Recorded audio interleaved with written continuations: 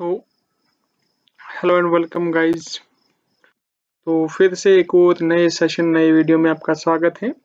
आज हम पढ़ने वाले हैं पॉलिटिकल साइंस का एक अहम टॉपिक जो कि है फंडामेंटल राइट्स। तो बेसिकली फंडामेंटल राइट्स होते क्या है? फंडामेंटल राइट्स जो होते हैं ये वो बेसिक एसेंशियल राइट्स होते हैं जो गारंटीड है by the constitution of India to protect the freedom, equality, dignity and interest of the individuals. ठीक है। तो अगर हम बात करें इनके नाम की, फंडामेंटल राइट्स, इनको नाम क्यों पड़ा है fundamental rights?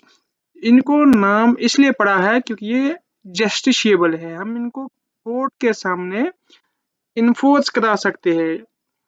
They protect citizen from arbitrary और unjust action of the state. Court can enforce this right. ठीक है। जब हम आर्टिकल 32 अभी पढ़ेंगे तो उसमें आप देखेंगे कि कैसे हम इनको मांगते हैं कोर्ट से, कैसे ये राइट्स जो है जस्टिशिएबल है। इसलिए इनको फंडामेंटल राइट्स बताते हैं जो कि कोई भी सुप्रीम अथॉरिटी हमें छीन नहीं सकते हैं। तो ये फंडामेंटल राइट्स जो है ये पार्ट 3 में आते हैं कॉन्स्टिट्यूशन के, और ये कवर करते हैं आर्टिकल 12 से लेकर 35 तक। तो इसी तरह हमारे पास दूसरा एक क्वेश्चन आता है कि वाई और फंडामेंटल राइट्स नीडेड।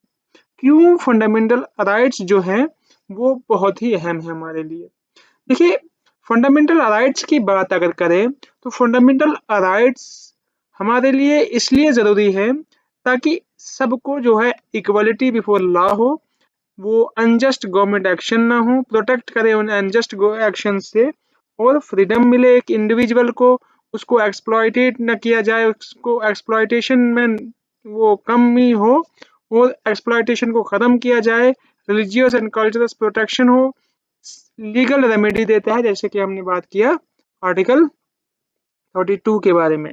तो देखिए, सिंपल बात यह है कि जब एक इंसान को पूरी पावर हो तो वो दूसरे गरीब इंसान को या अपने से नीचे वाले इंसान को हमेशा उसके राइट्स को, फंडामेंटल राइट्स को वायलेट करता है। तो इसलिए इन्हीं फंडामेंटल राइट्स को प्रोटेक्ट करने के लिए हमारे पास फंडामेंटल राइट्स जो है कॉन्स्टिट्यूशन में दिए गए, और इसके साथ साथ हमारे साथ दिया गया एक आखिरी में आर्टिकल 32 जो कि है और कॉन्स्टिट्यूशनल रेमेडीज। तो इसके बाद हम बात करेंगे 6 फंडामेंटल राइट्स की जो कि हमारे कॉन्स्टिट्यूशन में लिखे गए हैं। सबसे पहले है राइट टू इक्वालिटी। ये आता है आर्टिकल 14 से लेकर 18 तक। आर्टिकल 14 से लेकर 18 तक राइट टू इक्वालिटी जो है ये हमें बताता है कि सब जो है इक्वल है, कोई आपसे ऊंचा नहीं, कोई आपसे नीचा नहीं, सबको बराबर का हक है और इक्वल प्रोटेक्शन सबके लिए है। और ये आर्टिकल 15 में क्या करता है? आर्टिकल 15 करता है डिस्क्रिमिनेशन को खत्म on the basis of religion, race, caste, sex, place, birth etcetera वगैरह। तो इसके बाद जब हम बात करें आर्टिकल 16 की, तो इक्वलिटी एंड अपॉर्चुनिटी बताता है कि सबको जो है बराबर अपॉर्चुनिटी दी जाएगी, इसमें पब्लिक एम्प्लॉयमेंट में। उसके बाद हम बात करें आर्टिकल 17 की, तो आर्टिकल 17 बताता है कि अनटचेबिलिटी को खत्म किया जाए, अब एबोल्यूशन ऑफ अनटचेबिलिटी। उसके बाद आर्टिकल 18 बताता है abolition of title except military. आपके पास टाइटल्स कोई नहीं होगी, कोई खास टाइटल नहीं होगा आपका, मतलब मिस्टर वो, मिस्टर फलाना। हाँ, एक्सेप्ट मिलिट्री, मिलिट्री को और एकेडमिक को, ये आर्टिकल 18 है। तो उसके बाद आता है राइट टू फ्रीडम। आज़ादी है हमें। आज़ादी किससे है? फ्रीडम ऑफ स्पीच है हमारे पास, फ्रीडम ऑफ एसोसिएशन है, फ्रीडम ऑफ प्रोफेशन है, फ्रीडम ऑफ मूवमेंट है। तो ये आर्टिकल 19 है। और इसके साथ ही हम आर्टिकल 20 की बात करें, protection in respect of convention for offence. उसके बाद है आर्टिकल 21 जो कि है right to life, protection of life and personal liberty वगैरह। तो ऐसे ही आर्टिकल 21 है एलिमेंट्री एजुकेशन के बारे में। और इसके बाद हम बात करेंगे आर्टिकल 3 की, राइट अगेंस्ट एक्सप्लॉयटेशन। तो कोई अगर हमारे राइट्स को एक्सप्लॉइट कर रहा है या हमारे जो है हमें जो है चाइल्ड लेबर में इंक्लूड कर रहा है किसी को, तो ये सारी एक्सप्लॉयटेशन को खत्म करने के लिए ये राइट आर्टिकल 23 में, आर्टिकल 23 और 24 में आते हैं ये उसके बाद आता है right to freedom of religion.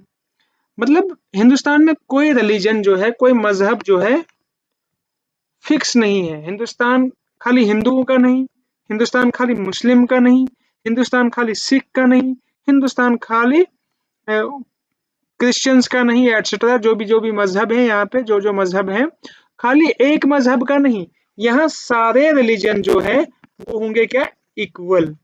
कोई रिलीजन ऊंचा नहीं, कोई नीचा नहीं, और कोई एक दूसरे के रिलीजन को कुछ गलत नहीं कह सकता है। उसके बाद आता है पांचवा फंडामेंटल राइट जो है वो है कल्चरल एंड एजुकेशनल राइट। सबको इक्वल एजुकेशन हक हासिल करने का हक है, मतलब सबको पढ़ाई का हक है, एजुकेशन हासिल करने का हक है। और हिंदुस्तान में काफी हद तक फ्री एजुकेशन भी दिया है गया है, राइट टू फ्री एजुकेशन। और उसके बाद आता है छठा राइट जो कि है कॉन्स्टिट्यूशनल रेमेडीज, आर्टिकल 32, जैसे कि मैंने आपको बताया। राइट टू कॉन्स्टिट्यूशनल रेमेडीज क्या है, ये हमारे इन बाकी राइट्स को क्या करता है, प्रोटेक्ट। जब हमारे पास हमारे इन राइट्स को वायलेट किया जाए तो हम आर्टिकल 32 के जरिए कोर्ट को अप्रोच कर सकते हैं और अपने राइट मांग सकते हैं। चाहे हम गवर्नमेंट हमारे राइट्स को एक्सप्लॉइटेट करे, वायलेट करे, या कोई और बॉडी करे, तो हम क्या कर सकते हैं, कोर्ट के सामने पेश होकर बिफोर द लॉ हम क्या कर सकते हैं, अपने राइट्स मांग सकते हैं। तो ठीक है, आज के सेशन में इतना ही। हम इस टॉपिक को कंटिन्यू करेंगे नेक्स्ट पार्ट। तब तक के लिए आप पढ़ते रहे, keep exploring. Thank you, have a nice day.